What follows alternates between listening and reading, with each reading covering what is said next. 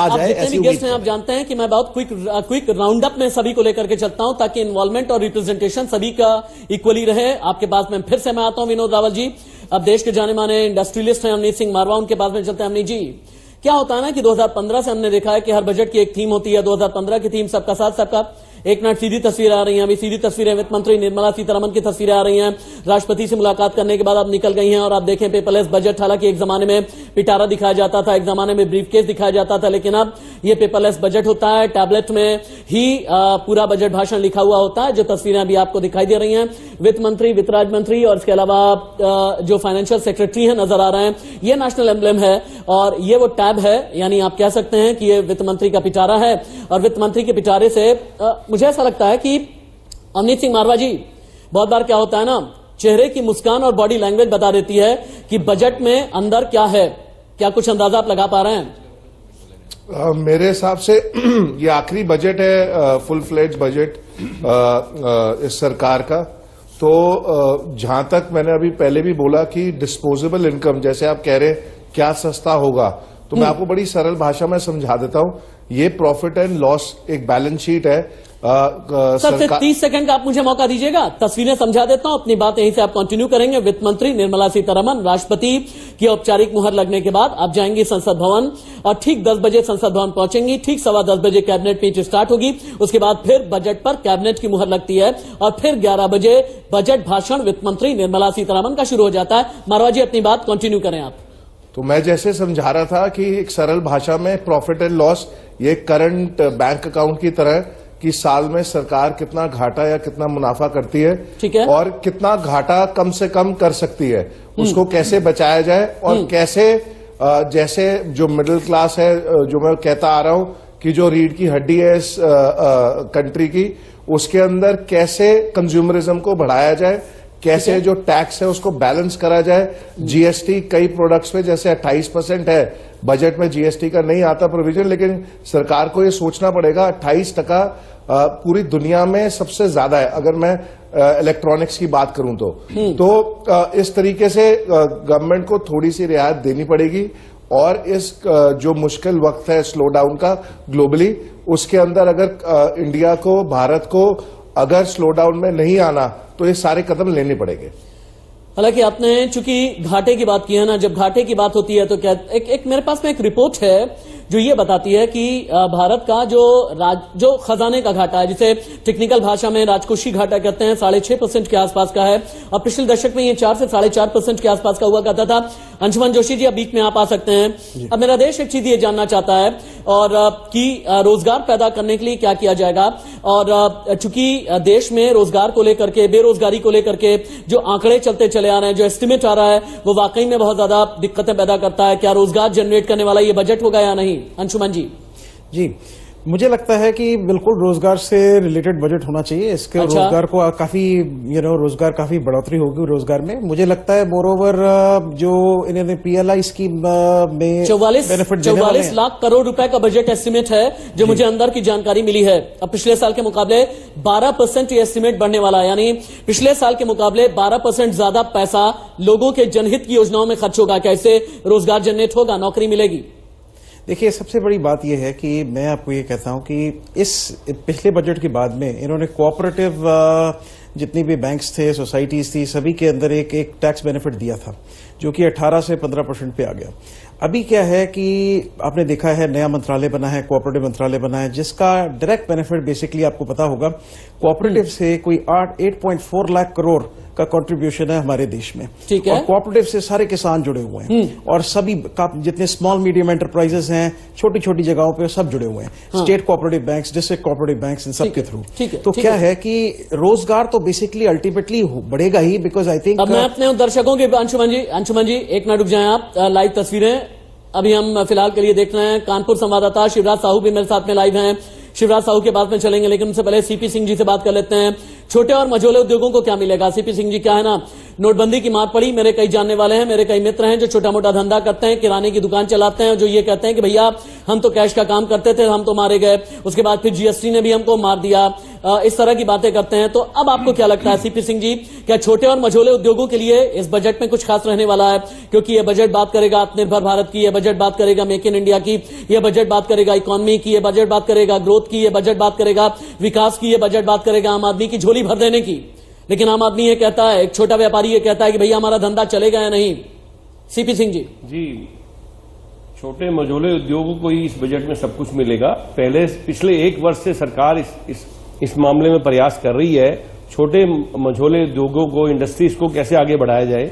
हम लोग export industry को रिप्रेजेंट करते हैं, तो हम जानते हैं हमारे लिए जो टेक्सटाइल पॉलिसी सरकार पहले से ही ले आई है, स्टेट वाइज मध्य प्रदेश, उत्तर प्रदेश, बहुत शानदार टेक्सटाइल पॉलिसी आई है जो हमारे लिए हर तरीके से हितकारी है। लेकिन सरकार तो ये कह रही है कि भैया एक्सपोर्ट तो ठीक, एक्सपोर्ट तो हम बढ़ाते रहेंगे, लेकिन जो इंपोर्ट रहेगा इस पर हम कस्टम हाइक कर देंगे, कस्टम हाइक करेंगे तो मेक इन इंडिया को बढ़ावा मिलेगा। क्या ये बैलेंस बना करके लेकर के चलेगा या नहीं? बिल्कुल बैलेंस बनेगा सर, क्योंकि बैलेंस रहेगा। अच्छा, इंपोर्ट को तो बैन करना, जो चाइना से मैक्सिमम इंपोर्ट बैन हुआ है या उस पर चार्जेस लगे हैं, एक्स्ट्रा चार्जेस लगे हैं, वो हमारे लिए फायदेमंद हैं, क्योंकि हम लोगों ने B2C फेयर लगा के अपने माल बेचना हिंदुस्तान में शुरू करा है। सर मैं प्लीज होल्ड यू, हिंदुस्तान में मंदी नहीं आ सकती है। शिवराज साहू इंतजार कर रहे हैं, कानपुर संवाददाता हैं। शिवराज, कानपुर एक तरीके से यूपी की औद्योगिक राजधानी कानपुर को कहा जाता है, और कानपुर के जो व्यापारी हैं, कानपुर का एक जो आम आदमी है, कानपुर की जो महिलाएं हैं, रसोई चलाने वाले जो हैं, उनकी इस बजट में विश लिस्ट क्या है? अगर हो सके तो बात करें।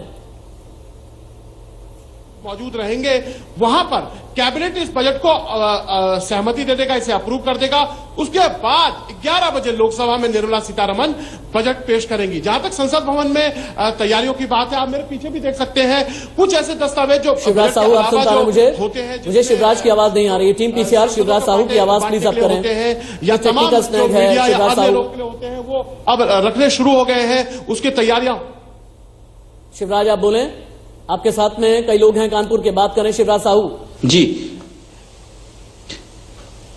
बिल्कुल, मैं बात करता हूं। जैसे कि हमारे साथ कुछ औद्योगिक जो चमड़ा उद्योग के लोग जुड़े हुए हैं, उनसे बात करते हैं।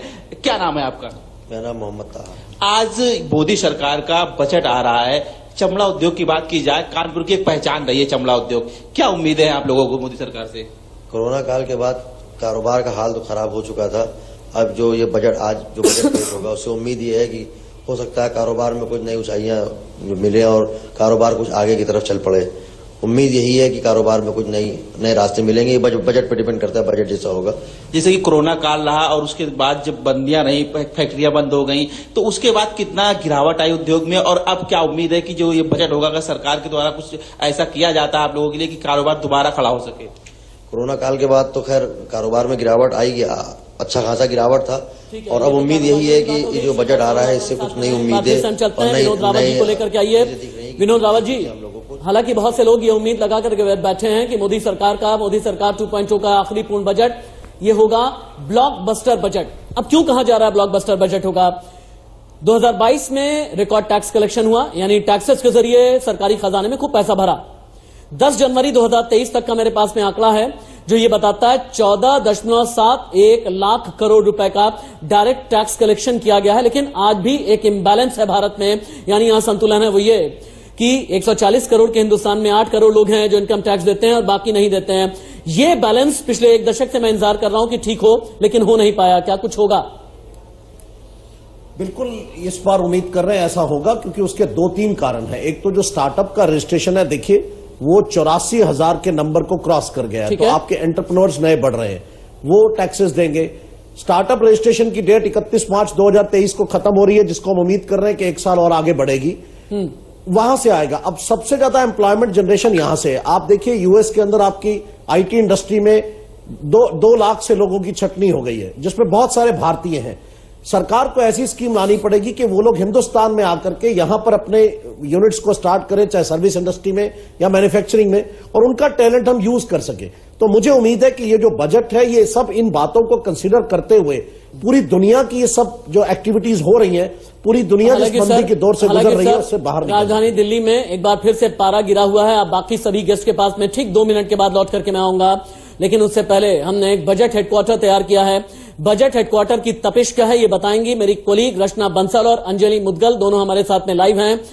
रचना, अंजलि, हम देख पा रहे हैं बहुत ही खिली हुई धूप आपके पास। अच्छा ठीक है, कुछ टेक्निकल स्नैग आ रहा है, फिर से चलेंगे। एक बार रुचिका जी को लेकर के आइए। रुचिका जी, चूंकि आप टैक्स एक्सपर्ट हैं, आप फाइनेंशियल एक्सपर्ट हैं, तो ऐसे में एक आम आदमी यह भी जानना चाहेगा कि भाई अगर मैं कोई बचत करता हूं आगे आने वाले दिनों में अपनी सैलरी से थोड़े से पैसे निकाल करके, हालांकि आपके पास में आएंगे, लेकिन लाइव तस्वीरें आ रही हैं, संसद भवन पहुंच चुकी हैं।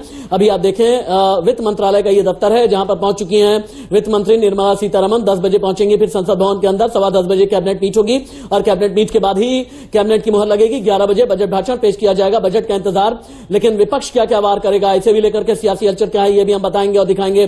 लेकिन रुचिका जी के पास में आते हैं। रुचिका जी, अब 2 चीजों पर सबसे ज्यादा नजरें टिकी हुई हैं भाई। जो लोग रियल एस्टेट इन्वेस्टमेंट वाले हैं, जो एंड यूजर हैं, वो ये जानना चाहते हैं क्या घर हमारे लिए सस्ता हो जाएगा या नहीं, लोन में कुछ राहत मिलेगी या फिर नहीं। पिछले 2 साल में जब भी आरबीआई अपनी रेपो रेट की घोषणा करता है तो मेरा जो लोन है वो बढ़ता चला जा रहा है। क्या मेरा हाउस लोन सस्ता होगा या नहीं, क्या मेरा एजुकेशन लोन सस्ता होगा या नहीं, अगर बैंक में मैंने पैसे रखे हुए हैं सेविंग बैंक में, उसमें ब्याज दर थोड़ी सी बढ़ेगी या फिर नहीं, ताकि मैं थोड़े से पैसे बना भी लूं, थोड़े से पैसे बचा भी लूं। ऐसा हो गया या नहीं रुचिका? देखिए, लास्ट ईयर इन्फ्लेशन रेट ज्यादा था तो सरकार ने 3 बार इनफैक्ट रेपो रेट बढ़ाया, तो जिसकी वजह से हमारा जो है लोन की इंस्टॉलमेंट्स जो है वो बढ़ी। इस साल उम्मीद करते हैं कि सरकार जो है बजट लाने पे, क्योंकि इन्फ्लेशन तो ऑब्वियसली बढ़ ही रहा है और सरकार को भी एंटिसिपेटेड है कि इन्फ्लेशन बढ़ रहा है, तो इस साल उम्मीद करते हैं कि बजट जब आएगा तो इसके अंदर सरकार कुछ ना कुछ छूट तो देगी ही देगी, क्योंकि सरकार का अपना ही स्लोगन है, सबका सपना घर हो अपना। तो अगर अपनी इस स्लोगन को सरकार बरकरार रखती है तो मुझे लगता है कि हाँ, सरकार को इसके अंदर छूट देनी चाहिए। जो इंटरेस्ट की लिमिट है, जो हम 2 लाख रुपए की कहते हैं 24B के अंदर, साथ साथ एटीसी के अंदर भी हम लोन रीपेमेंट की डिडक्शन की बात करते हैं। तो जिस तरह से इस बार पूरा का पूरा एंटिसिपेटेड है कि एटीसी की जो लिमिट है वो बढ़ेगी 1.5 लाख से, इंटरेस्ट की जो लिमिट है 24B में वो बढ़ेगी 2 लाख रुपए से, जिससे ज्यादा से ज्यादा लोग बढ़ेगी। आपको लगता है इतना सरकारी खजाना है? इतना सरकारी खजाना नहीं है, बट सरकारी खजाना कहाँ से आएगा? देखिए, एक ना ये व्हील है जो चलता रहता है। आप अगर टैक्स पे करेंगे तो सरकार के पास मैम बजट से पहले जब खिली धूप होती है तो वो वापस मैम जितने भी डिग्निटरीज हैं, बजट से पहले खिली धूप एक बार आप देखना चाहेंगे ना? एक बार मौसम देख करके भी बहुत बार मिजाज पता चलता है, और इसमें बजट की आबोहवा क्या है ये रचना बंसल और अंजलि मुदगल हमें बताने वाली हैं। बहुत ही खिली धूप में आप लोग बैठे हुए हैं, लेकिन बजट कितना खिला खिला होगा रचना?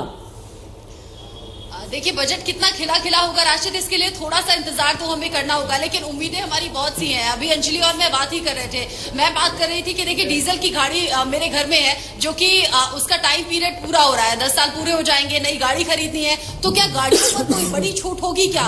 ई व्हीकल को सरकार लगातार बढ़ावा दे रही है। मैं सोच रही हूँ क्या ई व्हीकल लेना चाहिए या पेट्रोल की गाड़ी लूं, डीजल की गाड़ी लूं, क्योंकि जो पेट्रोल डीजल के बढ़ते दाम है वो जेब एक बार में ही इतनी हल्की कर देते हैं कि उसका भारी भरकम बोझ हम महीने भर उठाते रहते हैं। इसके अलावा टैक्स स्लैब में छूट 2013-14 के बाद से हमें मिली नहीं है। हम पूरा दिन मेहनत करते हैं, मंथ के एंड में जाकर सैलरी हम पाते हैं, लेकिन वहीं से फिक्र हो जाती है कि एक बड़ी रकम हमें टैक्स के तौर पर चुकानी है। ऐसे में सरकार की तरफ उम्मीद भरी निगाहें मेरे जैसे और बाकी तमाम एम्प्लॉयज की होंगी जो सैलरीड पर्सन है, वो टैक्स स्लैब में छूट भी चाहते हैं। बहुत से लोग हैं जो घर का सपना देख रहे हैं, उनमें से मैं भी एक हूं। मैं भी चाहती हूं कि सस्ता घर खरीद पाऊं। सस्ता घर खरीदने का सपना ऐसे करोड़ों हिंदुस्तानियों का है, और मिडिल क्लास फैमिली को यही जो शिकायत है थोड़ी सी सरकार से रह जाती है राशिद। मिडिल क्लास फैमिली कहती है कि देखिए, निम्न वर्ग के लोगों पर आपने ध्यान दे दिया, जो गरीब तबका है उनको आपने तमाम सुविधाएं दे दी, तमाम फ्री की योजनाएं उनके लिए चला दी, लेकिन मिडिल क्लास लोग जो सबसे ज्यादा भार को महसूस करते हैं टैक्स के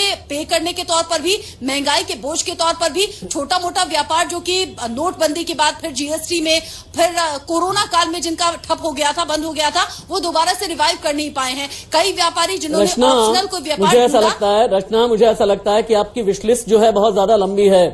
आपने तो कई विशलिस्ट बनाई हुई है मोदी सरकार 2.0 के इस फाइनल बजट से। अंजलि भी मेरे साथ में है। अंजलि, आप भी अपने विशलिस्ट के बारे में बातचीत करती रहें। रचना और अंजलि आप बात करती रहें, और मेरा मन ये कर रहा है कि मैं भी अब स्टूडियो से बाहर निकल करके आपके पास में आऊं, और जितने भी गेस्ट हैं मैं उनसे रिक्वेस्ट करता हूं कि मेरे साथ में उठ करके बाहर चलें। आप लोग बात करते रहें, आपके हवाले कर रहा हूं। ठीक 2 मिनट के बाद में मैं बाहर निकलूंगा, लेकिन उससे पहले कई बड़े बयान आ रहे हैं, एक बार सुन लेते हैं हम। इस मिशन को पूरा करने के लिए वित्त मंत्री जी से इस बजट में हमें बहुत सारी उम्मीद है। जैसा कि आप जानते हैं कि रियल एस्टेट सेक्टर ने लास्ट 2 सालों में काफी बेहतर प्रदर्शन किया है। इस प्रदर्शन को जारी रखने के लिए जरूरत है बजट में कुछ ऐसी चीजों की जिससे आम इंसान के घर का सपना पूरा हो सके। रियल एस्टेट इंडस्ट्री को इंडस्ट्री का स्टेटस देने की मांग अक्सर उठती रही है। मुझे लगता है अब वो वक्त आ गया है जब रियल एस्टेट इंडस्ट्री को इंडस्ट्री का स्टेटस दिया जाए। उससे जो मिलने वाले फंड है उसके ऊपर जो कॉस्ट है वो कहीं ना कहीं कम हो सकेगी। दूसरी बात, आम इंसान के घर का सपना पूरा करने के लिए जो होम लोन के इंटरेस्ट के ऊपर मिलने वाला डिडक्शन है उसको बढ़ाकर कम से कम 5 लाख रुपए किया जाना चाहिए।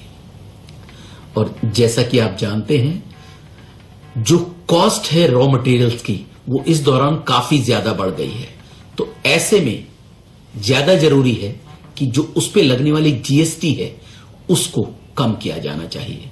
जैसा कि आप जानते हैं रियल एस्टेट में जो सीमेंट, स्टील या अदर जो प्रोडक्ट हैं उनके ऊपर जो जीएसटी लगने वाली है उसका जो स्लैब है वो काफी हायर है।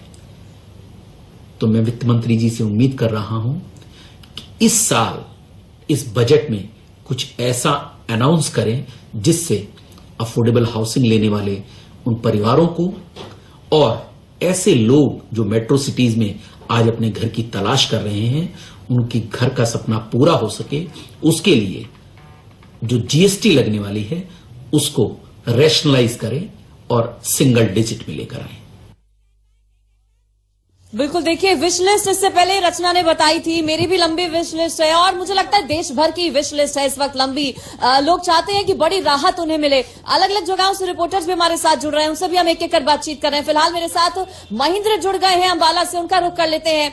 महेंद्र माघी, अंबाला के लोगों की क्या उम्मीदें हैं, क्या राहत चाहते हैं इस बार सरकार से?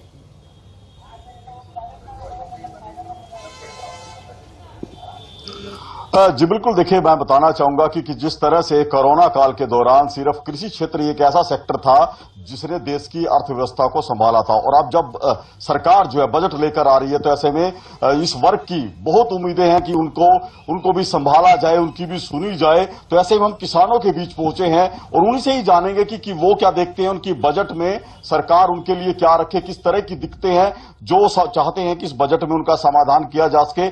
किसानों से ही बात कर लेंगे कि वो क्या देखते हैं इस बजट से, क्या कुछ अपेक्षाएं हैं, क्या दिक्कतें हैं उनकी।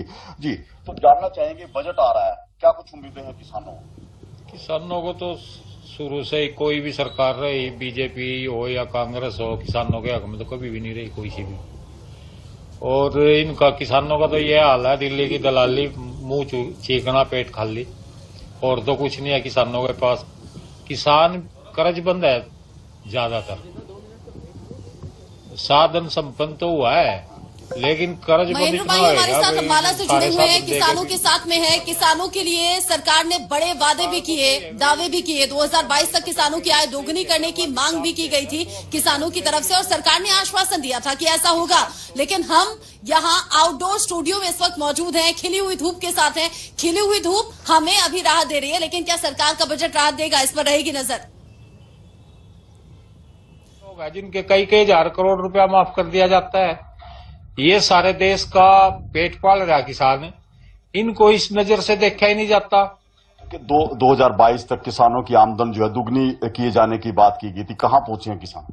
ये बता रहे भाई, एक किसान ने आलू लगाए थे, नीचे आलू है, ऊपर उस पर टमाटर उगने लग गए, डबल बताओ कमाई होगी। बजट से क्या उम्मीद है? बजट से तो कोई उम्मीद नहीं इनसे, हमें तो लगता है। आपके क्या नाम है? रणजीत सिंह है जी। तो बजट आ रहा है, सरकार से क्या चाहते हैं कि बजट में क्या रखा जाए किसानों को ताकि उनकी स्थिति में सुधार हो? तो किसानों की आर्थिक स्थिति ठीक हो, किसान सरकार को सोचना चाहिए। अब डीजल देख लो कहाँ जा रहा है, सिलेंडर देख लो कहाँ जा रहे हैं जी, रेलवे व्यवस्था भी खराब हो रही है लोगों की। अब ये डीजल देख लो, खार देख लो जी, आप कहाँ जा रहा है, तो दुगनी आय कहाँ से होगी?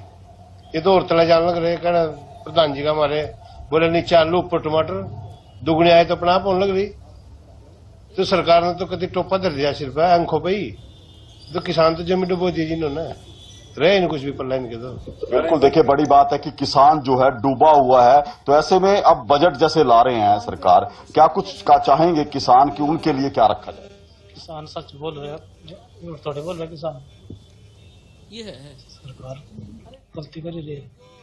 आप क्या चाहेंगे कि क्या हो बजट में? हमारे लिए तो यही है कि हमारे जो किसान भाई है वे कर्जे में दबते ही जा रहे हैं जी, क्योंकि उनको जो कमाई है वो सबसे नीचे ही हो रही है। हमारे को ये लग रहा है कि जितना हम कमा रहे हैं उससे दुगना हमारे को कर्जे में बांधा जा रहा है, क्योंकि महंगाई इतनी कर दी है, खाद दवाई बीज है वो इतने महंगे कर दिए कि हमारे को खरीदने में भी मुश्किल हो रही है। क्यों? आमदनी कम है, खर्चे ज्यादा हो रहे हैं जी। बजट में क्या कुछ रखा है? बजट में तो बहुत ही घटिया काम हो रहा है जी। आप क्या कहना चाहेंगे? आज तक जितनी भी सरकारें आई हैं सभी ने किसानों के साथ मजाक किया है। आप देख सकते हो खार के रेट कितने ज्यादा होते जा रहे हैं, दवाइयों के रेट बढ़ रहे हैं, बीजों के रेट बढ़ रहे हैं, लागत इतनी ज्यादा आ रही है, मुनाफा है नहीं। शुरू से ही किसानों के साथ विडंबना ये रही है, इसके जो फसल के दाम है किसान खुद न तय करके दूसरे लोग तय करते हैं। सबकी अब अपनी जिम्मेदारी है, अपने रेट को सब उसको फसल को जो भी जिसके जो भी प्रोडक्ट है उसको अपने मुनाफे से बेचते हैं, लेकिन किसान जिसकी लागत दूसरे तय करते हैं। अभी एक भद्दा मजाक किया किसानों के साथ। हरियाणा सरकार ने गन्ने के रेट पे 10 रुपए बढ़ाए हैं, 300 कुछ रुपए रेट हुआ है, लेकिन अगर आप मार्केट में भी चले जाओ सूखे पेड़ की लकड़ी भी आपको 7 रुपए किलो के हिसाब से मिलती है। किसान के गन्ने की क्या ये लागत भी नहीं है? सरकार से कोई उम्मीद नहीं है, ना सरकार ने कभी भला किया ना किसानों का भला करेगी। बजट में कुछ है ऐसा कि बजट सरकार ऐसा बनाए सर, जो किसान है जो उनकी मांगे हैं, जो खेती पे खर्च है उसमें कुछ ऐसी कोई योजना की उम्मीद है? सरकार से तो वैसे कोई उम्मीद नहीं है, लेकिन सरकार को चाहिए जो किसान है इनको सब्सिडी रेट पे डीजल दिया जाए, दवाइयों के रेट पे अंकुश लगाया जाए। जो दवाइयों के रेट बढ़ते जा रहे हैं, खाद के रेट बढ़ते जा रहे हैं, बीजों के रेट बढ़ते जा रहे हैं, एक निर्धारित करे सरकार इनको इस रेट पे मिलेगा जिससे किसानों का भला उसके इनकी थोड़ी आय बढ़ सके। वैसे सरकार ने नारा दिया था 2022 तक आय डबल कर देंगे, लेकिन आप देख सकते हो तो डबल होने की तो दूर, जो पहले थी उससे भी कम होती जा रही है। तो बिल्कुल सरकार का जो दावा था कि 2022 तक किसानों की आमदन डबल करेंगे वो नहीं हुआ, लेकिन कीमतें जो है लगातार बढ़ी हैं, चाहे खाद की हो चाहे रसायन की बात हो। आप क्या कहेंगे खेती पे क्या संकट रहा है? खेती पे तो ये संकट यही है जी कि लागत नहीं पूरी होती, ना टाइम पे बीज मिलता ना खाद मिलता। बजट में क्या चाहेंगे, क्या हो बजट में? बजट में तो हम चाहेंगे जी जिम्मेदार को मिले कुछ, फिर देंगे तो नहीं जी। जो आय वर्ग का बजट किसानों के लिए तो कुछ भी नहीं है। अब जैसे सरकार बना रही है तो क्या कुछ मांग है, क्या करे सरकार? हम भी जो कहा जी जिम्मेदारों का भी सुधार होना चाहिए इसमें। आपका क्या नाम है जी? भीम सिंह है जी। तो क्या कुछ हो सकता है खेती किसानी के लिए? ना तो टाइम पर जैसे गेहूं की बुआई चली, ना तो टाइम पे डीपी मिला जब बुआई हुई। अब फिर यूरिया का नंबर आना, टाइम पे यूरिया मिला। पहले कह दिया टिलबो 7,000 पे प्रति एकड़ को आपको दिया जाए गवर्नमेंट की तरफ से, और गवर्नमेंट की तरफ से कहा देना था कोई नहीं पाया ना।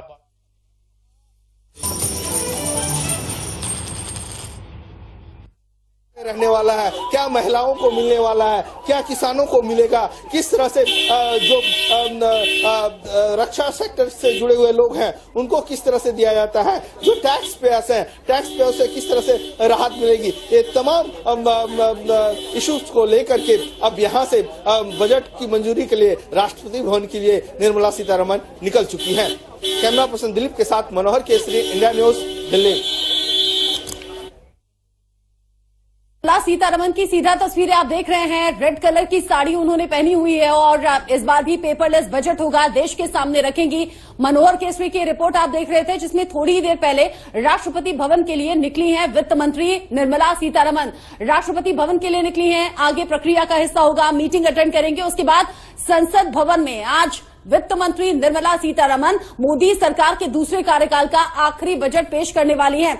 आपके अपने चैनल इंडिया न्यूज ने खास तैयारी की है, बिल्कुल आम भाषा में, एकदम सीधी सिंपल भाषा में आपके सामने बजट से जुड़ी हर जानकारी हम शेयर करेंगे। और मेरे दोनों सहयोगी राशिद और साथ ही साथ अंजलि, जो कि आउटडोर स्टूडियो में इस वक्त मौजूद हैं, और तमाम बड़े गेस्ट उनके साथ मौजूद हैं। सीधा मैं उन्हीं का रुख कर लेती हूँ। राशिद, गेस्ट से बात कीजिए। देश के ये जाने माने पैनलिस्ट वो हैं जिन्होंने सालों तक बजट को देखा है, बजट को समझा है, बजट की बारीकियों को आप तक पहुंचाया है। और यहाँ पर एक बात मैं बता देना चाहूंगा, हम बात नहीं करेंगे इन्फ्लेशन डिफ्लेशन की, हम बात नहीं करेंगे जीडीपी की, हम बात नहीं करेंगे फिस्कल डेफिसिट की, यानी टफ शब्दों का इस्तेमाल नहीं होगा। आसान शब्दों में आपकी रसोई के लिए क्या है, आपकी जेब के लिए क्या है, आपकी बचत के लिए क्या है, रीइंट्रोड्यूस करेंगी मेरी कोलीग अंजलि मुदगल। बिल्कुल, देखिए खास मेहमान मेरे साथ यहाँ पर मौजूद हैं और इनसे हम बात करेंगे, आसान भाषा में समझेंगे कि आखिर इस बार के बजट से क्या उम्मीदें की जा सकती हैं। मेरे साथ रावल जी हैं, सीपी शर्मा जी हैं, रुचिका जी हैं, अवनीश जी हैं, इसके अलावा और भी खास मेहमान मेरे साथ जुड़ गए हैं। सबसे पहले रावल जी आपसे ही शुरू कर लेते हैं। क्या डायरेक्ट फायदा पहुंचाने की कोशिश रहेगी सरकार की, या फिर हमने देखा है पिछले बार के बजट में डायरेक्ट फायदा ना पहुंचाकर इनडायरेक्ट तरीके से फायदा, इस बार भी क्या ऐसा ही होगा? देखिए, सरकार जो है डायरेक्ट फायदे में ज्यादा विश्वास रखती है और ऐसा नहीं कि इनडायरेक्ट। जितनी भी आप देखिए सब्सिडी स्कीम्स है उनमें कोशिश उनकी होती है कि डायरेक्ट बेनिफिट जो है कंज्यूमर को चला जाए, क्योंकि हमारा कुछ पुराना इतिहास ऐसा रहा है जो ये कहता है कि 1 रुपया जाता था तो 10 पैसे पहुंचते थे, तो उससे बचने के लिए ऐसा निकाला गया। आप जहां हिंट कर रही हैं वो दूसरी चीजें हैं इनडायरेक्ट की, जहां तक बात कर रही हैं। टैक्स के बेनिफिट्स बिल्कुल हम उम्मीद कर रहे हैं इस बार आने ही चाहिए। मोदी राउंड 2 का लास्ट बजट है, उस कंप्लीट बजट, उसके बाद इंटरिम आएगा, तो इसमें टैक्स के बेनिफिट्स आने चाहिए और मेरे हिसाब से पॉपुलिस्ट बजट होना चाहिए। हम कितना भी कहें कि इलेक्शन से इफेक्टेड नहीं होगा, पर नो स्टेट्स और सेंटर को जीतना सरकार की मजबूरी रहेगी। आपके साथ सालों से मैं बजट के शोज कर रहा हूं, एक मजेदार बात यह होती है ना, विनोद जी बड़े ऑप्टिमिस्टिक रहते हैं। हाँ, उसके बाद इतना जरूर है कि जब मुझे बजट के बाद के सवाल पूछने होते हैं तब वो कहीं और चले जा चुके होते हैं, जहां पर बजट की बर्छियां, करों की कटार और इन सब की बात होती है। रुचिका भगत मेरे साथ में है, देश की जानी मानी वो शख्सियत है। मैम, पहला तो ये कि इंडस्ट्रियलिस्ट की नजर से आपको नहीं देखना है, आपको एक आम महिला, रसोई वाली महिला की नजर से देखना है। ये बताएं, आप रसोई में जाती हैं नहीं जाती हैं? सच सच बताइएगा, हिंदुस्तान देख रहा है। सब्जियां खरीदती हैं या नहीं? चटनी बनाती या नहीं? अचार खाती या नहीं? मेरी थाली सस्ती होगी या नहीं मैम? मेरी रसोई सस्ती होगी या नहीं मैम?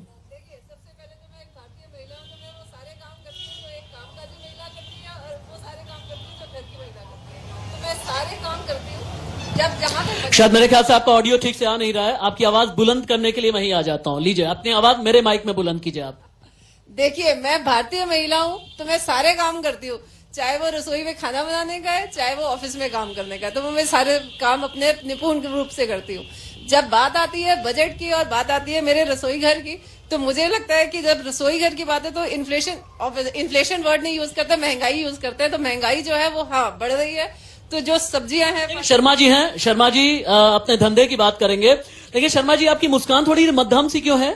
थोड़ा खिलखिला करके हंसिए ना, धूप कितनी खूबसूरत सी खिली है, इतना जबरदस्त सेट बनाया। मैम आपके पास आते हैं ना, जबरदस्त सेट हमने बनाया हुआ है, खुल करके हंसिए ना, खिली धूप, खिली हंसी। तो सीधा तस्वीरें दर्शकों को दिखा दें। निर्मला सीतारमन पहुंची हैं राष्ट्रपति द्रौपदी मुर्मू से मिलने के लिए। थोड़ी देर पहले अपडेट मनोहर केसरी ने दिया था कि राष्ट्रपति भवन पहुंची हैं वित्त मंत्री निर्मला सीतारमन, और ये औपचारिक मुलाकात हो रही है। और उसी मुलाकात की ये तस्वीरें इंडिया न्यूज के दर्शक देख रहे हैं। देश की 2 नारी शक्तियों की तस्वीरें, देश की 2 नारी शक्ति, 2 बड़े पदों पर बैठी हुई महिलाएं, एक राष्ट्रपति हैं, एक वित्त मंत्री हैं, और आज वित्त मंत्री पर सभी की निगाहें हैं। राष्ट्रपति के अभिभाषण के साथ ही बजट सत्र की शुरुआत हुई है और ये हंसता मुस्कुराता चेहरा, 2 बड़े चेहरे, 2 नारी शक्ति के चेहरे, आज 130 करोड़ देशवासियों के चेहरे पर क्या मुस्कान लाएंगी वित्त मंत्री निर्मला सीतारमन? नाश्ते की टेबल की ये तस्वीरें आप देखिए। वित्त मंत्री निर्मला सीतारमन ने औपचारिक मुलाकात राष्ट्रपति द्रौपदी मुर्मू से की है।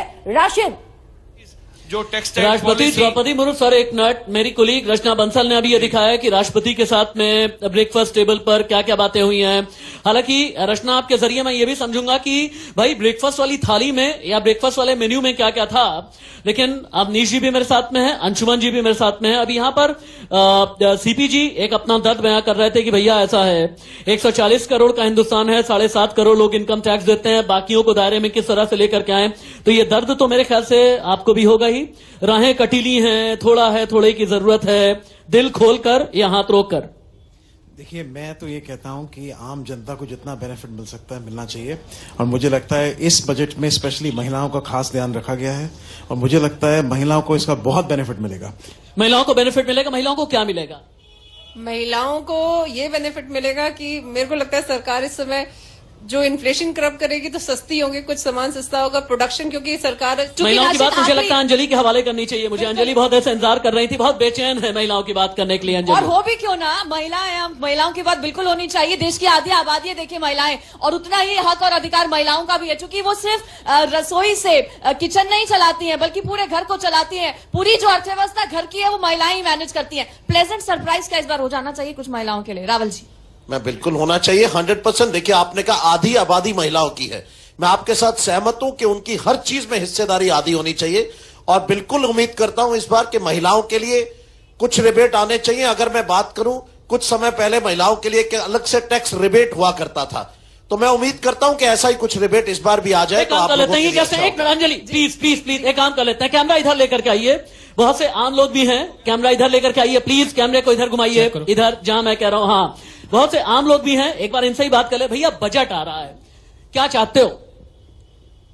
नहीं, मुस्कान तो ठीक है भाई, कुछ सस्ता महंगा, सब्जी दाल चावल।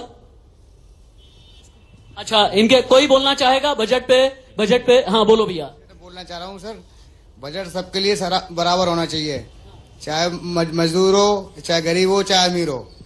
बजट सबके लिए बराबर होनी चाहिए। अमनीश, अब यहां पर एक बात आती है, हिंदुस्तान की रिकवरी है, हिंदुस्तान की इकोनॉमी में रेजिलियंस है, लेकिन हिंदुस्तान की रिकवरी जो है कोविड के बाद के शेप रिकवरी कही जाती है। के शेप का मतलब यह है अमीर अमीर हो गया, गरीब और गरीब हो गया। जैसा इन भाई का कहना था कि भाई हमारे लिए गरीबी से निजात दिलाइए ना, महंगाई से निजात दिलाइए ना। क्या यह बजट गरीबी से निजात दिलाने वाला होगा, महंगाई से निजात दिलाने वाला होगा? बिल्कुल होना चाहिए, क्योंकि जैसे सर ने बोला कि लास्ट बजट में और इस जो सबसे ज्यादा इस समय जरूरत है कि जो गरीब स्पेशली जो टियर 2 और रूरल सेक्टर है उसकी डेवलपमेंट बहुत ज्यादा जरूरी है। और जिस तरीके से स्मार्ट सिटीज में बोझ आता जा रहा है और वहां पे जो डेवलपमेंट की कमी है, आई थिंक वहां पे बहुत ज्यादा जरूरी है कि छोटे शहर, गांव, कस्बे बहुत ज्यादा तेजी से बढ़ने चाहिए इंडिया में अगर ग्रोथ चाहिए। और वहीं से हमारे जो ये मजदूर भाई और सारे लोग आते हैं इनके लिए। दूसरी बात है इन्फ्लेशन, जो महंगाई आप कह रहे हैं, महंगाई के लिए गवर्नमेंट को कुछ ना कुछ राहत जरूर देनी चाहिए। दी भी है लॉकडाउन के अंदर, लेकिन और जरूरत है जो कि एक कंपैरिजन बीच में बढ़ता जा रहा है उसको बैलेंस करने की। अंशुमन, हर बार मैं पिछले अपने पत्रकारिता करियर में यूपीए है, एनडीए है, एक बात जरूर पूछता हूं और इस बार भी पूछूंगा, इंडिया का बजट या भारत का बजट? भारत का बजट, बिल्कुल भारत का बजट, क्योंकि ये बजट जो है ये आम आदमियों के लिए होने वाला है, आम लोगों के लिए है, गरीबों के लिए है, मध्य वर्ग लोगों के लिए है, ये सभी लोगों के लिए ये भारत का बजट है। और मुझे ये लगता है कि ये सभी के लिए कुछ ना कुछ है, चाहे गरीब आदमी है, चाहे किसान है, और सबके लिए होना भी चाहिए। शर्मा जी, मैं आपसे पूछती हूँ, क्या प्री बोर्ड इसे माने? क्योंकि इस साल अगर बात करें तो 9 से 10 राज्यों में विधानसभा के चुनाव होने वाले हैं, अगले साल देखिए लोकसभा के चुनाव है, और यही वजह की इस बजट पर बहुत ज्यादा फोकस क्या माने की रहने वाला है? प्री बोर्ड्स वोट रहने वाला है, क्योंकि देखिए जहां जहां चुनाव होते हैं सरकार की भी यही मंशा रहती है कि वहां उनकी सरकार बने, और जब सरकार बनेगी तभी वो जो सेंट्रल की योजनाएं हैं वो स्टेट लेवल पे आ पाएंगी। इसलिए नहीं कि वो इलेक्शन जीत जाए, इसलिए रहता है कि अगर स्टेट में जो सरकार है और जो सेंटर में सरकार है, अगर दोनों एक होंगी तो जो चीजों की पॉलिसी है उनका जो इम्प्लीमेंटेशन है वो इजीली हो सकता है। अभी आपने जैसे बताया कि पिछले सालों में अमीर अमीर होता था, गरीब गरीब होता था, लेकिन अभी मैं समझता हूं ऐसा नहीं है। आज एक सर एक काम कर लेते हैं ना जी, मैं तो एक ही बात में यकीन करता हूं कि प्रत्यक्ष को प्रमाण की जरूरत नहीं होती, जनता भी हमारे साथ में है। बजट आने वाला है भैया, कोई बोलना चाहेगा अपनी बात? अरे अपनी कोई मांग होगी, कुछ सस्ता महंगा होगा, वित्त मंत्री से कुछ कहना चाहेंगे? जनता की तरफ फोकस कीजिए, जनता की तरफ जितना ज्यादा फोकस रहेगा उतना अच्छा रहेगा। हाँ, आप कुछ कहना चाहते हैं? सब कुछ देखिए, एक्सपर्ट भी यहाँ हैं, मेरी कोलीग भी यहाँ पर हैं, और ये देश का सबसे बड़ा सेटअप है। लेंगे राशिद, लेकिन लगातार जो बड़ी खबरें हैं उन पर भी निगाह इंडिया न्यूज की बनी हुई है, और जैसे ही खबर सेंसेक्स से जुड़ी हुई है, शेयर मार्केट से जुड़ी हुई है, कंचन के पास कोई बड़ा अपडेट है। कंचन, क्या है बड़ी खबर? रचना, बहुत बड़ा अपडेट आपको बता रहे हैं कि आज जो मार्केट खुली है वो ग्रीन कैपिटल के साथ खुली है। सेंसेक्स और निफ्टी में एक बहुत बड़ी बढ़ोतरी देखने को मिली है। आज का दिन देश के हर नागरिक के लिए बेहद खास है। 250 पॉइंट्स की बढ़त के साथ आज मार्केट ओपन हुई है। सबकी नजरें टिकी हुई है कि आखिर जब बजट पास हो जाएगा क्या फ्लक्चुएशन स्टॉक मार्केट में देखने को मिलेंगी। मैं आपको ये भी जानकारी दे दूं कि सेंसेक्स में 250 अंकों से ज्यादा की बढ़त हुई है। डॉलर के मुकाबले रुपया तेजी से खुला है, 15 पैसे मजबूत खुला है रुपया।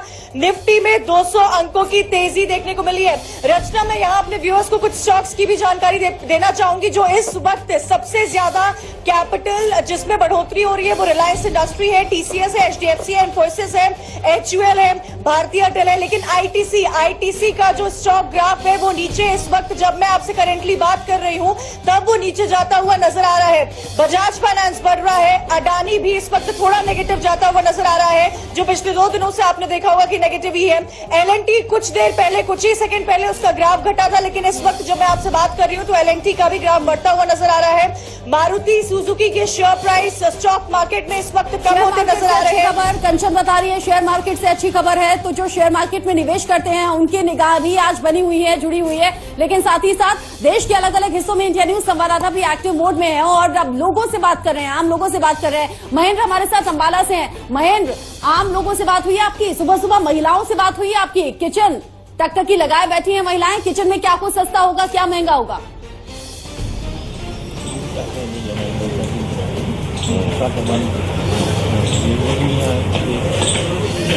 वो लाइन में महेंद्र, आवाज मिल रही है आपको?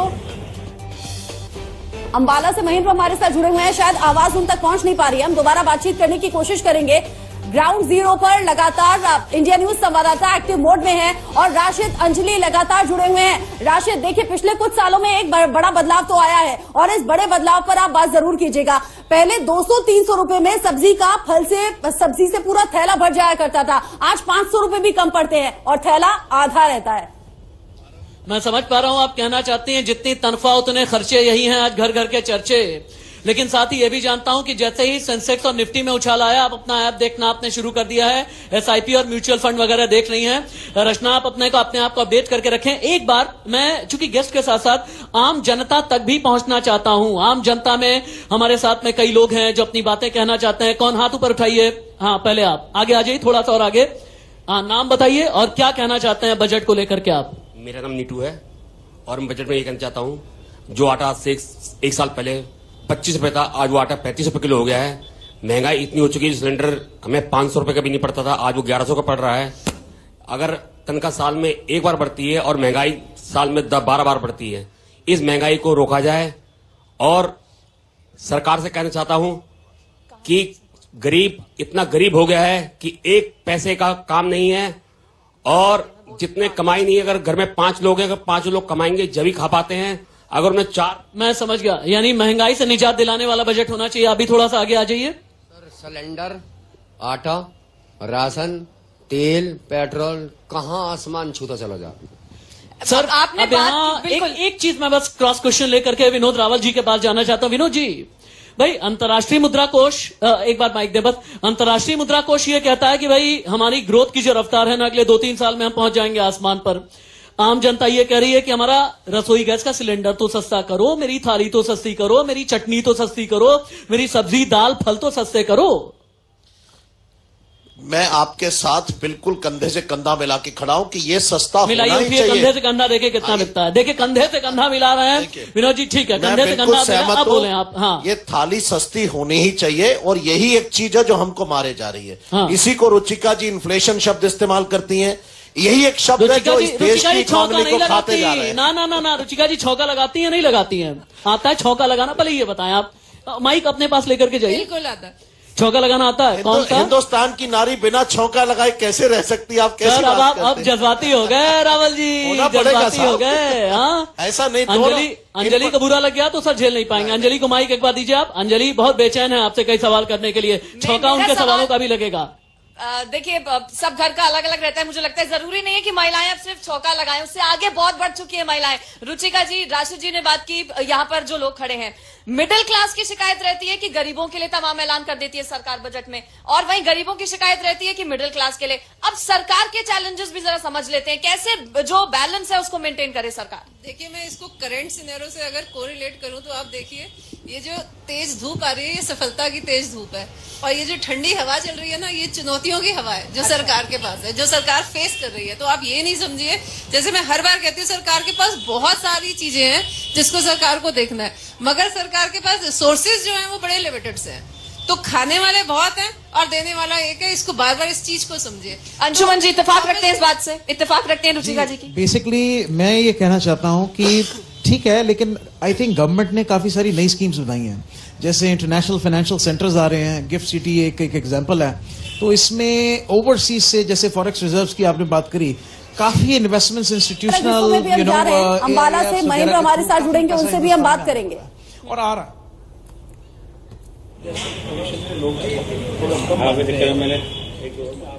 सरकार की तैयारी है आम बजट में हर वर्ग को खुश करने की, हर तबके को खुश करने की। महिलाएं, पुरुष, बच्चे, युवा सभी की निगाहें टिकी हुई हैं, और खासतौर से उन महिलाओं के लिए बड़ा चैलेंजिंग रहता है जिन्हें घर खर्च देखना है, जिन्हें घर का बजट मैनेज करना है। अंबाला से महेंद्र हमारे साथ जुड़ गए हैं। महेंद्र जो कि लगातार ग्राउंड जीरो पर मौजूद हैं, महेंद्र जो सुबह सुबह उन महिलाओं के पास पहुंचे जिन्होंने नाश्ता बनाया, लेकिन नाश्ते में डिशेज क्या हाथ रोककर कंट्रोल के साथ, कंजूसी के साथ बनाई गई, या फिर दिल खोलकर आज बजट आ रहा है उस खुशी में? महेंद्र, बरसात ओला पड़ गया। राजेंद्र, आवाज आ रही है आपको? राजेंद्र, बजट से क्या उम्मीद है? बिल्कुल आपकी आवाज मिल पा रही है मुझे। मेरे साथ कुछ किसान भाई, बजट को लेकर अगर बात की जाए तो बजट को लेकर हर वर्ग कुछ आस लगाए बैठा हुआ है, क्योंकि केंद्र सरकार अपना अंतिम बजट इस सत्र का पेश करने जा रही है। निर्मला सीतारमण आज डिजिटल बजट पेश करेगी, उसको लेकर कुछ किसान भाई हमारे साथ मौजूद है, उनसे बात भी करना चाहेंगे। सर, बजट आ रहा है, केंद्र सरकार बजट लेके आ रही है, क्या कुछ उम्मीद है? भाई उम्मीद तो यही है कि वो बजट में जो है किसानों को राहत दे, यही उम्मीद है। मतलब ये सरकार से उम्मीद चाहते हैं कि भाई किसी भी तरह से हमें राहत मिले, हमारे जो है डीएपी के भाव कम हो। डीएपी के भाव बहुत ज्यादा है, बहुत ज्यादा बड़ा अंतर है यूरिया के और डीएपी के भाव में। तो ये जो गैप है ये पूरा हो, ये थोड़ी सी राहत मिले, दवाएं थोड़ी सस्ती हो। इस बार देखा गया था केंद्र सरकार किसानों को स्टार्टअप से जोड़ना चाहती थी, नई तकनीक से जोड़ना चाहती थी, क्या उसमें कुछ और बढ़ावा होना चाहिए? उसमें बढ़ावा होना चाहिए, बिल्कुल उसमें बढ़ावा होना चाहिए। नई तकनीक जुड़नी चाहिए, ताकि उससे जो है लोगों को नई नई जानकारियां मिले और अच्छी फसल पैदा कर सके, कम भाव, उसकी लागत कम हो, प्रोडक्शन कॉस्ट कम हो। सबसे बड़ी बात तो ये है कि प्रोडक्शन कॉस्ट कम हो। प्रोडक्शन कॉस्ट बहुत आ रही है इस समय, मतलब आती है। सर, बजट को लेकर क्या उम्मीद है, क्या कुछ खास होना चाहिए इस बजट में, क्योंकि डिजिटल बजट पेश किया जाना है? इसमें बजट में जो किसानों को जो सिंचाई के साधन है बहुत कम है, तो सिंचाई के साधन ज्यादा से ज्यादा बढ़ाने चाहिए। चेक डैम बनाए जाएं, एनीकट बनाए जाएं, बांध बनाए जाएं, नहरें बनाई जाएं, क्योंकि मैं विशेषकर हाड़ौती की बात करना चाहूंगा कि हाड़ौती में 80% जमीन बिना सिंचाई की है, जहां सिंचाई के साधन उपलब्ध नहीं है। सिंचाई के साधनों के अभाव में किसानों की नाराजगी है, इस बात को लेकर कह रहे हैं कि लागत बहुत ज्यादा लग जाती है खेती करने में, लेकिन उतना ज्यादा मुनाफा होता नहीं है। और बारिश अभी पिछले दिनों हुई है, ओले गिरे हैं, ऐसे में किसानों का भारी नुकसान भी हुआ है। 2022 तक किसानों की आय दोगुनी करने का वादा भी सरकार ने किया था, लेकिन किसान नाराज है। कंचन मेरे साथ जुड़ी हुई है, और कंचन के साथ कुछ गेस्ट भी है। कंचन, आज के बजट से उम्मीदें तो आपकी भी होंगी, और किन उम्मीदों पर आप बात कर रही है? मुझे लगता है किसान नेता भी आपके साथ में है क्या? रचना, मेरी और आपकी तो बहुत उम्मीदें, हम चर्चा भी कर रहे थे इसको लेकर, लेकिन आपकी ने क्योंकि किसानों का जिक्र किया है, किसानों को लेकर चर्चा करेंगे। सुभाष चौधरी जी बीक्यू से है, किसान नेता हमारे साथ मौजूद है। किसानों को लेकर कई सारी बातें पिछले 2-3 सालों में हमने लगातार रचना देखी है। मैं सीधे जनता का रुख कराना चाहूंगी सुभाष जी से, जो बताएंगे कि इस बार बजट को लेकर एक देश के अन्नदाता की क्या उम्मीदें हैं। सर देखो, पिछले बजट को जो नहीं मिला किसान को, अब के बहुत उम्मीद है, और ये उम्मीद लगाए बैठा है किसान कि भाई सरकार अब के पिटारा खोलेगी, उस पिटारे में किसान का भला होगा। और किसान की पूरी उम्मीद है कि इस जो बजट में किसानों के लिए बहुत कुछ आने वाला है। आगे देखते हैं अब क्या होता है। टाइम हो लिया है, बजट आने वाला है, उसका इंतजार किसान कर रहा है। बिल्कुल टकटकी लगाए बैठा है किसान, और किसान पूरी उम्मीद पे है, और इस सरकार से उम्मीद पर ही ये सरकार लाया था किसान। अगर किसान की उम्मीद कहीं भी खराब हुई तो भाई सरकार भारी पड़ेगी। क्योंकि देखिए आप लोगों ने 3 कानून के बारे में भी काफी जिक्र किया था, उस कानून को भी सरकार ने वापस लिया है। किसान की उम्मीद थी, सरकार की भी उम्मीद थी, सरकार ने आपके हित में वो कानून को वापस लिया। अब आने वाले समय में हर साल हमने देखा है कि देश के अन्नदाता के लिए सरकार जो है बहुत बड़ी स्कीम्स लेकर आती है। इस साल अगर मैं जानना चाहूँ, चाहे फसलों को लेकर हुआ हो, MSP को लेकर हुआ हो, क्रॉप्स की बेचने को लेकर हुआ हो, एक नॉमिनल रेट जो होता है उसको लेकर जिक्र किया जाए, तो क्या ऐसी उम्मीदें हैं जो देश का किसान, पंजाब, हरियाणा, उत्तर प्रदेश का, मध्य प्रदेश का इस वक्त टकटकी लगाकर 11 बजे का इंतजार कर रहा है जब देश की वित्त मंत्री निर्मला सीतारमण बजट का पिटारा खोलेंगी? देखिए क्या था, जब ये आई सरकार आई थी तो उन्होंने कहा था कि 2022 तक हम आपकी आय दुगनी करेंगे। आय दुगनी नहीं, महंगाई बहुत 4 गुनी होगी। अब ये है कि 2022 के बाद का ये पहला बजट है। इस पर यह है कि उम्मीद ये है कि भाई जो सरकार ने अपना वादा किया वो वादे पे खरी उतरती है या नहीं उतरती है, क्योंकि इन्होंने जो हमारा आंदोलन चला था काले कानून को लेकर वापस के लिए, वो वापस लिए दिया कुछ नहीं है। आज उम्मीद लगाए बैठा है किसान की कुछ ना कुछ मिलेगा, क्योंकि किसान के हर चीज देखो, इनकी क्या है, रासायनिक चीजें सब कुछ डबल हो गई, इतनी महंगी है, और सब पर GST को दायरे में ले लिया इन्होंने। जब तक किसान को तरीके से इनको हर चीज से GST से बाहर नहीं किया जाएगा, जब तक किसान का भला नहीं। पर मुझे उम्मीद है कि अब के इस बजट में कहीं ना कहीं किसान को लिया गया है। तो रचना देखा अपने देश के अन्नदाता, मैं आप, देश का आम नागरिक, organise sector, unorganise sector, employed, unemployed, कोई भी सेक्टर क्यों ना हो, एक घर में बैठी हुई महिला जो राशन देखती है, जो किचन चला रही होती है, से लेकर एक मर्द जो पूरे घर का फाइनेंस देख रहा होता है, वो बच्चे जो एजुकेशन सेक्टर में, हेल्थ सेक्टर में, हम सबकी उम्मीदें आज देश की वित्त मंत्री निर्मला सीतारमण से है। 11 बजे का वक्त हो गया है, राष्ट्रपति द्रौपदी मुर्मू से उनकी मुलाकात हुई है, कुछ ही देर में वो सदन पहुंचेंगी, उसकी भी तस्वीर सीधे दर्शकों को दिखाएंगे हम। रचना, डाइनिंग टेबल हमने देखी थी, वहां पर चाय के प्याले रखे हुए थे, प्लेट रखी हुई थी, वहीं पर निर्मला सीतारमण ने राष्ट्रपति द्रौपदी मुर्मू से मुलाकात की है। कंचन, आपकी और हमारी एक्सपेक्टेशंस बहुत ज्यादा हाई हैं, बहुत ज्यादा उम्मीदें हैं, लेकिन अभी राशिद उन लोगों से बात कर रहे थे जो छोटा मोटा काम करते हैं और उनकी बड़ी खासी नाराजगी महंगाई को लेकर थी। राशिद, सीधा लोगों से ही बात कर लीजिए ना, आज के बजट से उम्मीदें कितनी हैं, वो भी तब जब 2024 के चुनाव को देखते हुए ये बजट आखिरी सरकार की तरफ से पेश किया जाना है, बहुत सोच समझ कर होगा। रचना और कंचन, कहते हैं ना कि बजट को सिर्फ और सिर्फ आंकड़ों में न देखें, बड़े बड़े शब्दों में न देखें। बजट का मतलब ये होता है कितनी बचत हो रही है, बजट का मतलब ये होता है कितनी कमाई हो रही है, बजट का मतलब ये होता है कि महंगाई से निजात किस हद तक मिल रही है। और भी कई लोग हैं जो अपनी बातें कहना चाहते हैं, आप में से कोई बजट को लेकर के बात करेंगे?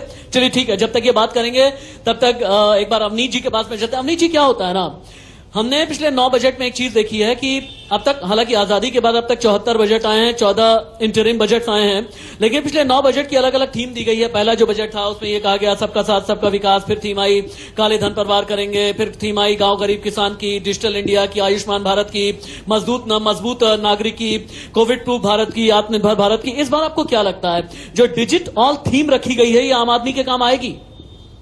बिल्कुल आ रही है। ये जो काम, जो जिस तरीके से पिछले 9 सालों में इतनी बड़ी ट्रांसफॉर्मेशन हुई है इकोनॉमी में। राशिद, बस 10 सेकंड के लिए आपको रोकूंगी, बस 10 सेकंड के लिए आपको रोकूंगी। दर्शकों को बता दें कि राष्ट्रपति भवन की तस्वीरें हमने दिखाई थी, वित्त मंत्री निर्मला सीतारमण ने मुलाकात की थी और अब राष्ट्रपति भवन से संसद भवन के लिए रवाना हो चुकी हैं वित्त मंत्री निर्मला सीतारमण। और जैसे हमने कहा कि बजट पेश करने से पहले एक औपचारिक मीटिंग उनकी होनी है, मीटिंग में जहां आज आम बजट से पहले चर्चा होगी, ये औपचारिक मीटिंग रहती है, औपचारिक बैठक, जिसके बाद संसद में आज वित्त मंत्री निर्मला सीतारमण के जरिए संसद भवन पहुंच चुके हैं। ये अभी अपडेट पीसीआर मुझे दे रहा है, संसद भवन पहुंच चुकी हैं वित्त मंत्री निर्मला सीतारमण। लाल रंग की साड़ी उन्होंने पहनी है, पेपरलेस इस बार भी बजट होने वाला है। आम लोगों की निगाहें बहुत ज्यादा है, मिडिल क्लास बहुत ज्यादा उम्मीद लगाए बैठा है। महंगाई, बेरोजगारी लोगों को परेशान कर रही है, ऐसे में लोगों को इंतजार है चीजें सस्ती हो जाएंगी तो शायद 4 पैसे बच पाएंगे, जिनका व्यापार ठप हुआ था। खासतौर से MSME सेक्टर इंतजार कर रहा है कि 10 लाख या फिर उससे ऊपर का लोन अप्रूव हो, ताकि एक एक ब्रीदिंग स्पेस मिल सके और अपने व्यापार को फिर से खड़ा कर सकें। वो व्यापारी जो कि इंतजार कर रहे थे, जो कि नोटबंदी की मार झेल चुके हैं, जीएसटी की एक बड़ी मार है। आज हम भी कोई चीज परचेज करने जाते हैं तो पहले हम उस चीज की कीमत भी चुकाते हैं, फिर उस पर जीएसटी चुकाते हैं। आम लोगों की जेब से सिर्फ और सिर्फ पैसा जा रहा है, लेकिन ये पैसा रुकेगा कैसे, ये पैसा आएगा कैसे, ये इंतजाम सरकार को करना है। और सरकार भी बहुत सोच समझकर इस बजट में प्रावधान करेगी। हर सेक्टर का, हर वर्ग का ख्याल रखा जाएगा। जैसे कि हमारे तमाम एक्सपर्ट बता भी रहे हैं, संसद भवन पहुंच चुकी हैं वित्त मंत्री निर्मला सीतारमण, हंसता मुस्कुराता चेहरा। लेकिन सवाल बहुत बड़ा ये, आज हिंदुस्तान क्या खिलखिलाकर हंस पाएगा, मुस्कुरा पाएगा? राशिद, तस्वीरें रचना दिखा रही थी, उसमें ये कि संसद भवन पहुंच चुकी हैं वित्त मंत्री निर्मला सीतारमण। 10:15 बजे कैबिनेट मीट है। औपचारिक तौर से कैबिनेट की मुहर लगेगी। कैबिनेट की मुहर लग जाने के बाद फिर बजट हो जाता है अप्रूव। 11 बजे से बजट भाषण हो जाता है शुरू। और जो इंडिया न्यूज ने तैयारी करके रखी है, एक बार टीवी स्क्रीन पर मैं दिखा दूं आपको। राइट और लेफ्ट तमाम इंफॉर्मेशन मिल रही हैं जो आपके लिए जाननी जरूरी है। नीचे की पट्टी में एक एक ब्रेकिंग न्यूज हम आपको दिखा रहे हैं। इसके अलावा हमारा ये बजट हेडक्वार्टर है, breaking news centre budget breaking news centre पर कंचन जसवानी है। इसके अलावा एक और बजट सेंटर पर मेरी कोलीग रचना बंसल भी लाइव रिपोर्ट कर रही हैं। और जगह जगह से कश्मीर से लेकर के कन्याकुमारी तक मेरे सहयोगी हैं। यहां रुकेंगे एक छोटे से ब्रेक के लिए, आप कहीं मत जाइएगा। बजट को लेकर के ये मेगा कवरेज और इंडिया न्यूज आपको दिखाएगा। और मैं फिर से ये कहूंगा, सुबह 11 बजे से बजट भाषण हिंदी में लाइव और सबसे आसान शब्दों में आप देखेंगे बजट इंडिया न्यूज पर, जहां बात आपकी रसोई की, आपकी जेब की, आपकी बचत की, आपके पैसे की, आपकी तनख्वाह की होगी। और एकदम आसान शब्दों में, कहीं से भी कठिन शब्दों का हम इस्तेमाल नहीं करेंगे। एक ब्रेक।